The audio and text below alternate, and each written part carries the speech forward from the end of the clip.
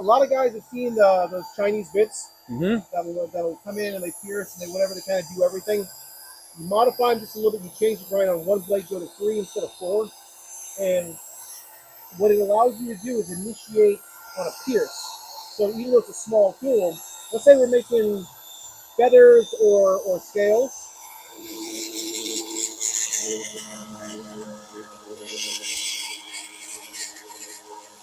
All right, so you see how you've undercut that? Yep. That back grind does one thing that you don't notice. It's all clean. It's clean. I see it. You're I not see coming it. back in to Yeah, sand. yeah, you're not all fuzzy. So all that sanding that you would do to come back in and clean all that stuff up, that goes away. So let's say you want to make a bunch of... And you got to make a bunch of scales, so... Yeah. You want to come in here and you want to whatever, you come back here, you do that. You can come back in and you can underlap. But that also allows you to come in here. I mean, this is kind of a rough deal, but you can kind of get an idea. Oh, that would make awesome feathers for my bird. See how quickly and how deeply you can initiate yeah. And I'm not that deep. I'm more on the surface. So if I did that, that would make my stuff stand out so much better. Where it also has a fun thing to do. Let's say you want to make your feathers terminate at the end of where they come out. You literally can come out the end of it.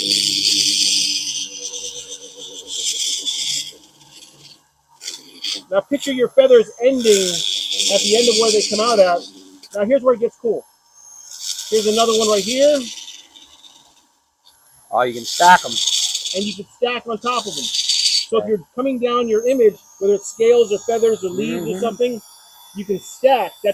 Now think how quick you're going to do. Oh, yeah, and you make quick business of that. Yeah, it's a really nice job. Yeah. And you don't got much cleanup. And you barely have any cleanup to come in here to do that. Oh, that's a cool tip.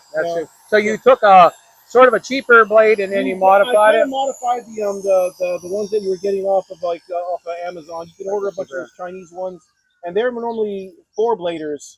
And this is giving me a hard time now because I need to change this handpiece because it's. I think you've been using it, yeah. Yep. But so I'm down to 3 blades, and you can see how 1, 2, and then how skinny the 3rd blade is, and then there's that back grind on going down the back of it, and that actually cleans up when you're coming around and whatever. So long as you've got an understanding of where the grain's going, you could pretty much come in and not have to really do any kind of cleanup. If you're doing like going from a chainsaw to a rough carve on something, you could rough carve your feathers on birds or leaves or whatever the heck it is, that kind of thing. Oh, yeah, that makes good sense. And you don't have to come back in and clean it up. Yeah, and you're a medium carve. Let's say, what do you say, the hardness of that wood is, that was a piece of mahogany or something? This is a piece of Honduran mahogany, so I'd say that's about medium hard. Medium hard, yeah. And that's not bad work, but that mahogany's not bad. So soft woods, same kind of deal. The only issue you have with like a soft wood is, let's say you've got a grain line in like a piece of pine or something, where it drops from, your grain lines tend to be harder,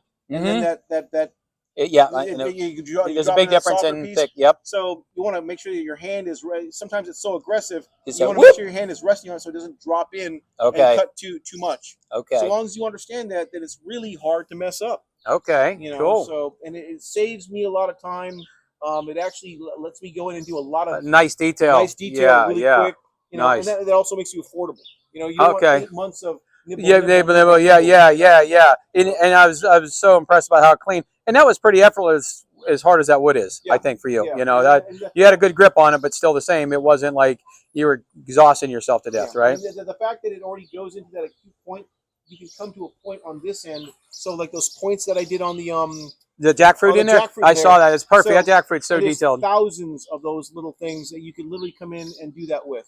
Okay. So, and it works just as well on end grain as it does on side grain. So, okay, yeah, that's a huge point. Yeah. Most guys, when they're doing chainsaw stuff, because the chainsaw is such an aggressive tool, it's one of those things that lets you physically overpower a piece of wood, whereas side grain and end grain are inconsequential. They don't really realize that it's important. Guys that blade carve with chisels and gouges understand uphill, downhill, end grain, side grain, because it allows them to evacuate material out in a more efficient way, or works super well. Like I was having a conversation with another carver where, what's faster, chisels or chainsaws? And the combination of the two, old school and new school, makes it faster. So let's say you've got a piece of straight grain like this, and you run a line. I'll just do it down this just so you got an idea. So you run a line on down either side of it. Okay, if you, let's say that this was a chainsaw, and you ran a line down either side of it. Now you come back with a chisel, and because the grain runs in that direction, you can pop all that stuff out without having to come back in with the tip of your chainsaw and nibble it out. Okay. So all of a sudden, you bounce from your chainsaw to your chisels, and you get 10 times faster with a lot more control. Okay. And without the wear and tear on your saws. And a neat look in there too. Yeah, Yep, yeah, nice absolutely. consistent look or whatever. Yeah, absolutely. And then also, if you're especially if you're one of those guys that nibbles with the tip of your chainsaw to do your detail. Yeah.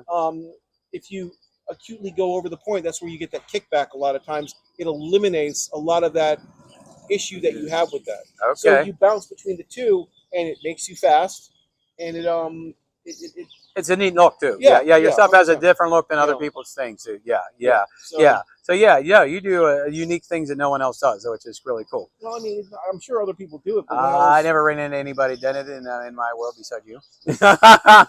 But you're good at it, so you know how to do it. You understand the wood really well. That's kind of a neat thing.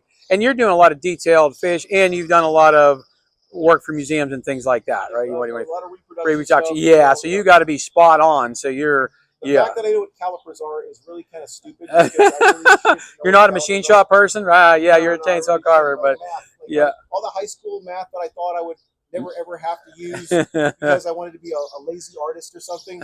Holy cow! Like you're making your math. I mean, it's stupid, but it's funny how it works out that way. Oh, awesome! And then you end up being a closet. I think all of us are closet inventors or whatever because everybody retools their stuff. Everybody changes their chainsaws. Everyone's redoing their sprockets. Everyone's redoing whatever because it's a silly way to make a living. And I mean, for me down here, you're limited. Yeah, I'm very limited because up north there's 20 million places to get chainsaw stuff. Down here, they're not. No one to talk to about it. Yeah, you don't see them very often. So you're making a bunch of that. When I first started doing this, I didn't know anybody else chainsaw carved. I had no idea. I had no clue that somebody else was dumb like me going, I'm going to take a chainsaw and cut something into something. Oh, yeah. And we're way down here pretty dang far, folks. So it's a whole different world here. You could speak Spanish here and be fine. Yeah. A lot of places we go, me and Barb are the only people that speak English there. It's kind of it's kind of neat. Yeah. It's different. It's a different flavor, and you get a whole different vibe for whatever. But yeah, I mean, for me personally, I still like going up north because that country feel is something that you kind of miss. You blend in with the rednecks. Oh yeah, no, that's so. But that's cool. Yeah, but you love hunting and fishing like we all do. Yeah, absolutely. Yeah. When I was watching you chew into there, because I knew that wood was pretty hard, and Bart been router in this wood. You really dug in the end here effortlessly. I mean, that was shot. I'm thinking, oh man, that thing's gonna jump all over the place, and it really didn't. So that back cut and that switching that thing, it stables it out really, really well, and the cleanup is like, I mean, I really was rushing hardly no cleanup. Yeah, you did barely touch that with a torch. Almost if you would have brushed out with an abrasive brush or something like that, there is no cleanup. I mean, and for the guys that want to do quickie feathers, I'm working on some bigger ones now that have a 1/4 inch. Collet. Oh, sure, on the bigger grinder. Yeah. That'd be kick ass. Yeah, so they don't have to go to a small thing like that. And I mean, it's just when I'm turning them out on the machinist lathe to come back in. There's some tungsten ones that I'm working on now that should be harder to sharpen, but would last a lot longer, and then they're safer for the guys to play with. I've got a couple guys that want to try them out. Yeah, I know a guy named Bill Schaudt is going to get on the order list for that. No, that's unique though. Yeah, it's really cool and neat. Yeah, neat stuff. Yeah, but this isn't something new. A lot of guys have seen these. Yeah. But my buddy Travis got me turned on to them, but not nearly as nice as what you're using right now. And you just change them up a little bit, just because that extra fin makes it jumpy. Okay. And I think when you went to 3, and you're actually really cutting with 2 and cleaning with 1. That little bit of that burnish that goes in the opposite direction actually pulls the fibers back underneath itself, so that's where you're not fuzz it all up. You don't have to do all that sanding and all that cleanup and stuff. Awesome. So, those guys that want to just detail their feathers with the tip of their chainsaw to go for the suggestion feathers, if they wanted to come back in with something bigger that was as quick and get more detailed feathers, they could. Yeah. Yeah, and then get in there nice and deep and nice and controlled. Yep. Yeah, all that. 100%. Yeah. Awesome. Well, thanks for the big tip. That was a unique tip of a one of a kind. Thanks, brother.